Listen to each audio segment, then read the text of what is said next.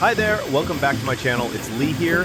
Today we're gonna unbox and set up the brand new FlashForge AD5X, a multicolor 3D printer that comes at a really decent price, especially if you're on a limited budget. I've been really interested in this model because it offers high printing speed, stable output quality, and multicolor support, all while keeping the cost significantly lower than most multicolor printers.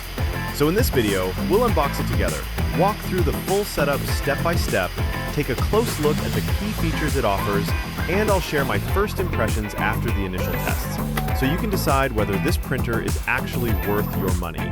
So without further ado, let's get started. Before we dive into the unboxing, I want to give a big thanks to the team at FlashForge for sending me this AD5X printer. It's really generous of them to provide this unit so I can test it out, show you the full setup, and review its features firsthand. I'm excited to explore everything this printer has to offer, from its multicolor printing capabilities, fast print speeds, and stable output quality, to the user-friendly design, and share my honest impressions with all of you. So, a huge thanks to FlashForge for making this video possible.